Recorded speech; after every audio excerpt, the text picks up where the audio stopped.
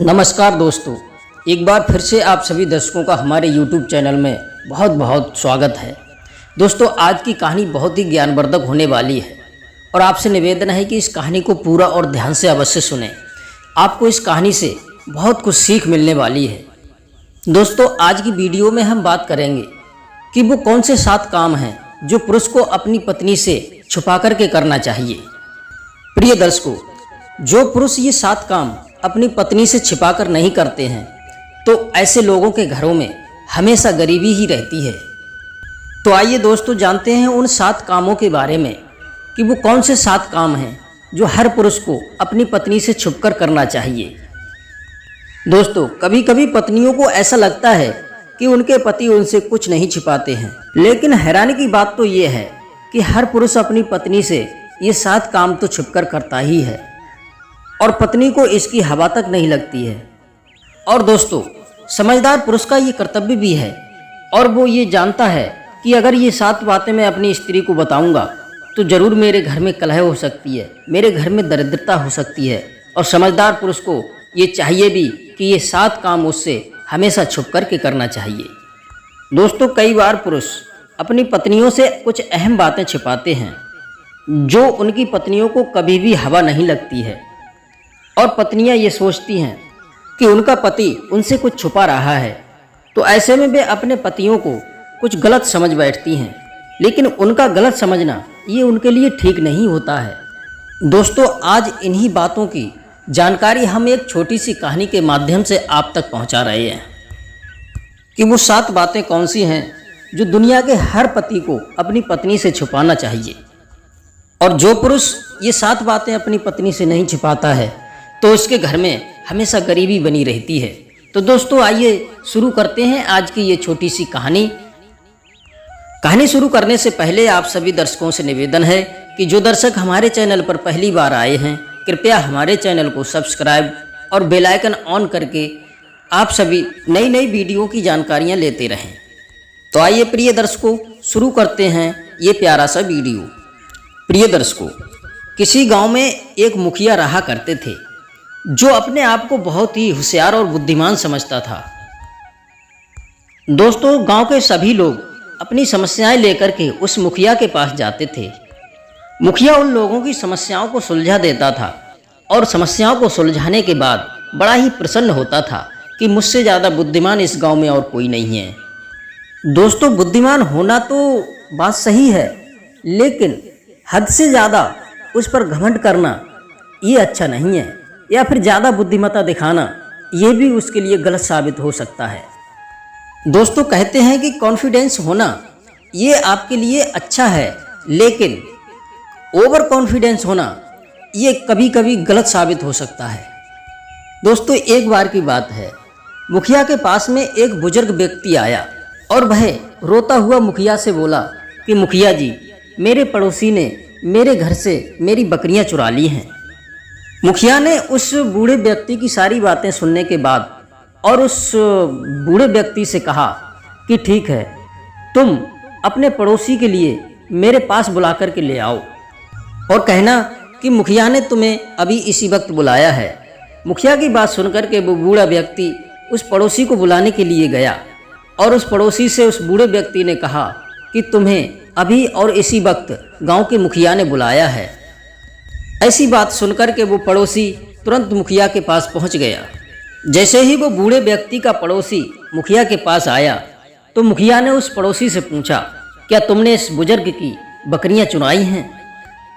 मुखिया की बात सुनकर के पड़ोसी कहने लगा, नहीं मुखिया जी, मेरे पास पहले से ही बहुत सारी बकरियां हैं, भला मैं इनकी बकरियों को क्यों चुराऊंगा।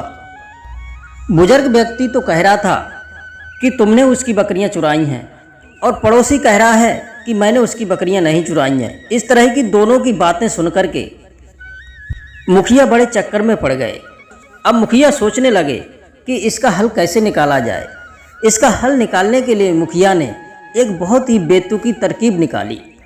मुखिया ने उन दोनों व्यक्तियों से कहा कि देखो, मैं फैसला सुनाने से पहले तुमसे एक प्रश्न करना चाहता हूँ। तुम दोनों में से जो भी इस प्रश्न का जवाब दे देगा, बस उसी के हक में मैं फैसला सुना दूंगा। मुखिया की बात सुनकर के वो बुजुर्ग व्यक्ति और पड़ोसी मन ही मन सोचने लगे कि मुखिया हमसे ऐसा कौन सा प्रश्न पूछेंगे, हम उसका उत्तर दे पाएंगे या नहीं दे पाएंगे। ऐसा मन में सोचकर वो दोनों सोच में पड़ जाते हैं। उन दोनों को इस तरह से चिंतित देखा तो मुखिया कहने लगी कि तुम सोच में क्यों पड़ गए हो, मेरे प्रश्नों का जवाब दो। मुखिया ने पूछा कि ये बताओ, इस संसार में सबसे तेज चीज क्या है। वो दोनों लोग मुखिया के प्रश्न का जवाब नहीं दे पाए और उदास होकर के घर वापस लौट गए। मुखिया के इस तरह के प्रश्न को सुनकर के वो बूढ़ा व्यक्ति दिन भर चिंतित रहने लगा। दोस्तों, उस बूढ़े व्यक्ति की एक बेटी थी जो उसके घर में उसकी चिंता को देख करके पूछने लगी कि पिताजी, आपके चेहरे पर उदासी कैसी है, आपके चेहरे पर किस बात की चिंता है, इस चिंता का कारण जान सकती हूँ मैं। उस बूढ़े व्यक्ति ने अपनी बेटी को सारी बात बता दी। उसकी बेटी बहुत ही सुंदर और बुद्धिमान थी। उस बूढ़े व्यक्ति की बेटी ने तुरंत ही उस प्रश्न के जवाब को अपने पिता के कान में फुसफुसा दिया और उसका पिता, वह बुजुर्ग व्यक्ति, अगली सुबह उस मुखिया के पास चला गया। तो मुखिया ने उस बुजुर्ग व्यक्ति को आते हुए देखा तो पूछा, क्या हुआ, क्या तुम मेरे प्रश्न का जवाब ले आए। बूढ़ा व्यक्ति कहने लगा, जी हुजूर, मैं आपके प्रश्न का जवाब लेकर आया हूँ। तो बूढ़ा व्यक्ति कहने लगा कि आपने प्रश्न किया था कि सबसे तेज और कीमती चीज क्या है, तो वो है समय, क्योंकि यह हमारे पास कभी भी पर्याप्त मात्रा में नहीं होता है। समय हमेशा हमसे तेज चलता है। हम जो करना चाहते हैं उसे करने के लिए कभी भी ये समय हमारे पर्याप्त मात्रा में हमारे पास नहीं होता है। इसलिए समय हमारे लिए बहुत ही बहुमूल्य चीज़ है। इसलिए यह सबसे तेज और सबसे कीमती भी है। हमें इसे व्यर्थ नहीं गंवाना चाहिए। बूढ़े व्यक्ति की बात सुनकर के सेठ बड़ा प्रसन्न हो गया और चकित भी रह गया। तब मुखिया ने उस बूढ़े व्यक्ति से पूछा कि तुमने इस प्रश्न का जवाब स्वयं दिया या फिर किसी ने तुम्हारी मदद की है। तब बूढ़ा व्यक्ति कहने लगा, हुजूर, मेरी एक बेटी है, मेरी बेटी ने मुझे इसका उत्तर दिया था। तब उस मुखिया ने उस बूढ़े व्यक्ति के पक्ष में फैसला कर दिया। तब उसने उस बूढ़े व्यक्ति से कहा कि मैं आपकी बेटी से मिलना चाहता हूँ। मुखिया सोचने लगा कि ऐसी बुद्धिमान लड़की से मिलना मेरे लिए बहुत ही ज़रूरी है। तो कुछ समय के बाद में उस बुजुर्ग व्यक्ति ने अपनी बेटी को मुखिया के सामने प्रस्तुत किया। मुखिया उसकी बेटी की सुंदरता और बुद्धिमत्ता को देख करके उससे प्रभावित हो गया। उस मुखिया ने उस बूढ़े व्यक्ति से उसकी बेटी का हाथ मांगा और मुखिया ने बूढ़े व्यक्ति के सामने उसकी बेटी से विवाह करने का प्रस्ताव रखा। यह बात सुनकर के बूढ़ा व्यक्ति बड़ा प्रसन्न हुआ। वह सोचने लगा कि गांव का मुखिया मेरी बेटी से शादी करेगा, ये मेरे लिए बड़े ही सौभाग्य की बात होगी। अब बूढ़ा व्यक्ति अपनी बेटी की शादी उस मुखिया से कर देता है। अब गांव का मुखिया शादी करके बड़ा प्रसन्न हुआ। प्रसन्न होने के साथ साथ मुखिया को अपनी पत्नी की बुद्धिमत्ता होने पर भी चिंता होने लगी, क्योंकि मुखिया चाहता था कि उसकी पत्नी उसके सामने लाई गई समस्याओं में कोई हस्तक्षेप ना करे। इधर मुखिया अपनी बुद्धिमत्ता को किसी के साथ साझा नहीं करना चाहता था, यहाँ तक कि वह अपनी पत्नी से भी साझा नहीं करना चाहता था और वह लोगों से अपनी पत्नी की और अपनी बुद्धि की तुलना करवाना नहीं चाहता था। एक दिन मुखिया ने अपनी पत्नी से कहा कि इस घर में अब सब कुछ तुम्हारा है, पर मेरे घर में आपके लिए केवल एक ही नियम है कि मेरे सामने लाई गई समस्याओं में कभी भी तुम्हें अपने आप को नहीं शामिल करना है और ना ही मेरे इस मामले में आप कोई हस्तक्षेप करोगी। अगर तुमने ऐसा किया तो मैं आपको उचित दंड दूंगा और आपको आपके पिता के पास हमेशा के लिए भेज दूंगा। मुखिया की पत्नी मुखिया की बातें सुनकर के मुस्कुराई और हाँ में सर हिला दिया। ऐसा ही काफ़ी दिनों तक ठीक ठाक चलता रहा और मुखिया अपने गांव वालों की समस्याएं सुनते रहे और उनका हल निकालते भी रहे। प्रिय दर्शकों, एक बार की बात है, मुखिया ने अपने गांव के 2 लड़कों के लिए एक पहेली सुलझाने के लिए दी थी। जो दोनों लड़के अपने एक खेत के टुकड़े को पाने के लिए मुखिया के पास अपना प्रस्ताव लेकर के आए थे और मुखिया ने अपनी पहेली में उन्हें उलझा दिया।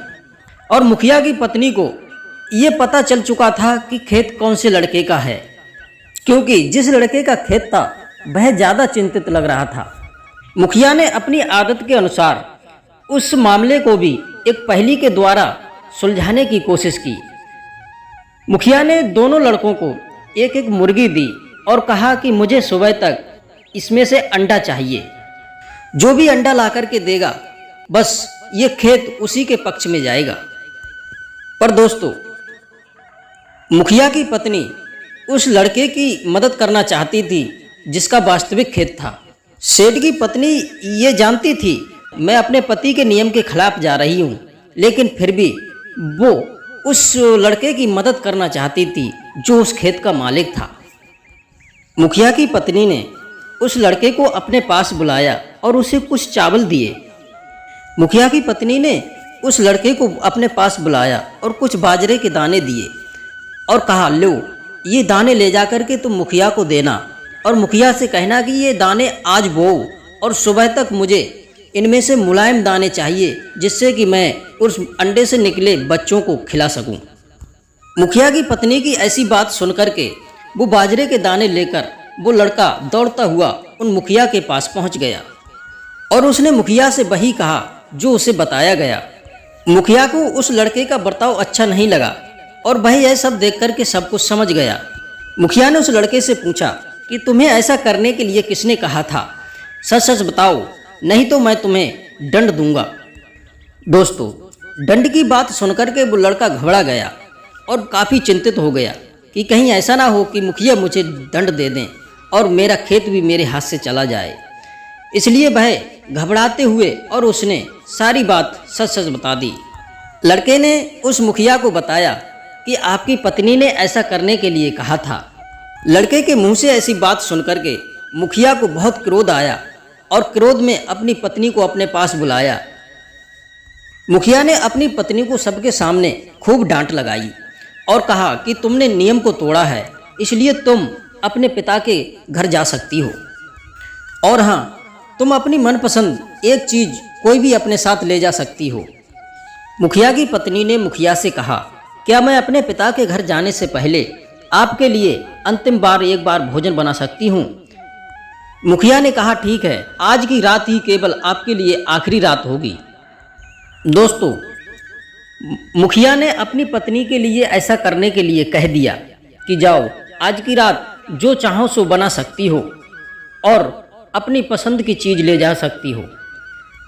मुखिया की पत्नी ने उसके मन पसंदीदा खाना बनाया और उस खाने में कुछ नशीले पदार्थ डाल दिए, जिन्हें खाकर के मुखिया को नशा हो गया और वह बेहोशी की हालत में सो गया। मुखिया की पत्नी ने गांव के कुछ लोगों की मदद से उन मुखिया को सोते हुए अपने मायके ले गई और अपने पिता के घर में ले जाकर के सुला दिया। सुबह हुई तो मुखिया जब जगे तो उन्होंने देखा कि अरे मैं कहाँ आ गया, तो वह बुरी तरह से चिल्लाने लगे कि मुझे यहाँ कौन लाया है। जब मुखिया को इस तरह चिल्लाते देखा तो मुखिया की पत्नी उनके पास आई और मुस्कुराते हुए बोली कि आप मेरे पिता के घर पर हो। तो मुखिया को और भी क्रोध आया और कहा कि मुझे यहाँ क्यों लाई हो। तो मुखिया की पत्नी ने कहा कि आपने ही तो कहा था कि आपकी जो सबसे ज़्यादा पसंदीदा चीज़ हो वो आप ले जा सकती हो। मैं सबसे ज़्यादा आपको पसंद करती हूँ, इसलिए मैं अपनी पसंद की चीज़ आपको ले आई। मुखिया का सारा गुस्सा दूर हो गया और वह मुस्कुराते हुए बोला, तुम वास्तव में बहुत बुद्धिमान स्त्री हो, चलो अब अपने घर चलते हैं। जब मुखिया ने अपनी पत्नी से अपने घर जाने के लिए कहा था तो मुखिया की पत्नी ने मुखिया को बताया कि देखो, किसी भी मर्द को अपनी पत्नी के लिए ये 7 बातें नहीं बताना चाहिए और ये 7 काम हमेशा अपनी पत्नी से छुपकर करना चाहिए। जो पुरुष ये 7 बातें अपनी पत्नी को बताता है तो हमेशा उसके घर में लड़ाई झगड़े होते रहते हैं। तब मुखिया अपनी इच्छा जाहिर करते हुए अपनी पत्नी से बोले कि वो 7 बातें मुझे बताओ, वो कौन सी 7 बातें हैं जो हर पुरुष को अपनी स्त्री को नहीं बताना चाहिए। तब मुखिया की पत्नी मुखिया को बताती है कि पहली बात, जो पुरुष दूसरी महिलाओं के बारे में सोचते हैं पर हर स्त्री चाहती है कि उसका पति या उसका पार्टनर केवल उसकी तरफ ही देखे, केवल उसको ही पसंद करे, वो अपनी चाहत को छुपा नहीं पाते हैं। ऐसे में पुरुष दूसरी महिला की ओर आकर्षित होने लगते हैं। दूसरी महिला से थोड़ा बहुत बात करना कोई गलत नहीं है, लेकिन अगर यह बात किसी बीवी के हिसाब से सोचा जाए तो किसी तीसरे विश्व युद्ध से कम नहीं है। सेठ की पत्नी दूसरी बात बताती है कि पत्नी से अलग रहने की कोशिश। दोस्तों, सामने वाला आपसे कितना ही प्रेम क्यों ना करे, लेकिन वह हर वक्त आपके साथ नहीं रह सकता। एक रिश्ते का होना ये मतलब नहीं है कि वो हर वक्त एक साथ रहें। कई बार इंसान को अकेलेपन की भी ज़रूरत होती है। आत्मचिंतन करने के लिए कई बार लोगों को एकांत की ज़रूरत होती है और ऐसे में कोई दूसरा ही उसकी मदद कर सकता है। अगर पति इसके बारे में अपनी पत्नी को कुछ कहता है तो बात लड़ाई पर आ जाती है। इसलिए पति को चाहिए कि ये बात अपनी पत्नी को कभी ना बताएं। और तीसरी बात, मुखिया की पत्नी मुखिया को बताती है कि हिसाब किताब की जानकारी पति को नहीं देना चाहिए। एक हिसाब से देखा जाए तो पति घर के हिसाब किताब की रीढ़ होती है और वह एक एक रुपए का हिसाब किताब रखना ज़्यादा पसंद करता है। वह कहाँ पर कितनी बचत कर रहे हैं और कहाँ कितना खर्च कर रहे हैं और किस हिसाब से किस में खर्च कर रहे हैं, ये केवल पति ही जानता है। इन सब बातों की जानकारी वह अपनी पत्नियों को नहीं देते हैं और देना भी नहीं चाहिए। और मुखिया की पत्नी चौथी बात बताती है, निजी संबंधों को लेकर होती हैं ख्वाहिशें। दोस्तों, निजी संबंधों को लेकर के पतियों की भी अलग अलग ख्वाहिशें होती हैं। कई बार वे पूर्ण रूप से संतुष्ट नहीं हो पाते हैं या फिर कहीं नया ट्राई करना चाहते हैं और ये अच्छा वो अपनी पत्नी को कभी नहीं बताते।